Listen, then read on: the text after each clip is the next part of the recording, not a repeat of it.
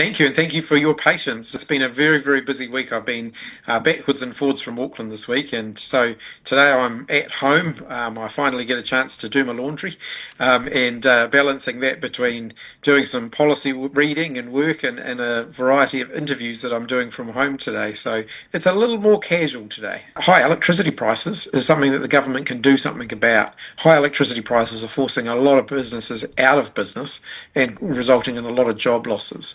Power prices are going up in a way that is unsustainable, and more action from government can tackle that, and we can bring down power prices. It might not bring prices down in some areas, but it can stop them rising in the way that they have been so that people can catch up.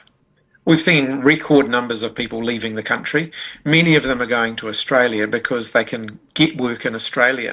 A lot of them would have just gotten on a plane, gone to Australia where there's huge infrastructure being built, there's a lot of houses being built, and they could have gotten off the plane and got into a job that same day. That's meaning that a lot of people are just giving up and leaving.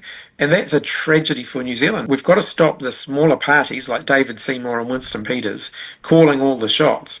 Not many New Zealanders voted for them, and yet Christopher Luxon, as our Prime Minister, is letting Winston Peters and David Seymour call all the shots, and I think that's wrong.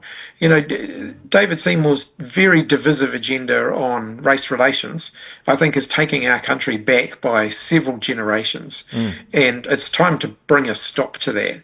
I don't want to engage in all the divisive debates and the identity politics and culture wars that Winston Peters and David Seymour seem so keen to promote, and I won't allow that in a government that I lead. Winston Peters had his moments working for us too. He wasn't the easiest person to work with, but I definitely think he's become a lot more polarizing in recent times. You know, his war on woke, as he calls it, has just created division within New Zealand, and I don't think that that's the Kiwi way. I think the New Zealand way is that we respect each other, we allow each other just to get on with our lives. We don't form judgments about each other in that way, and I hope we can get back to that. We've been doing a lot of policy work because I want to know that when I announce something, we've done our homework properly and we're going to get it right.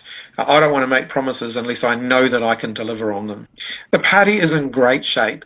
I've got an amazing and very, very talented lineup of MPs. We have Carmel Sepuloni, who is our first Pacifica Deputy Prime Minister. She's the Deputy Leader of the Labour Party and is doing an outstanding job, particularly in Auckland, where she's on the ground every day doing the hard work. Barbara Edmonds, who I want to make our first Pacifica Minister of Finance, she understands that job better than anyone else in Parliament. And I think she will just be amazing. And then we've got a really talented lineup of people getting ready to tackle the challenges that the country faces. We know that a lot of our Pacifica community, Māori community, and those who do manual labouring jobs for a living don't live as long as others. And so it would be very, very unfair on them to say that they've got to wait longer for retirement, because some of them will never enjoy retirement.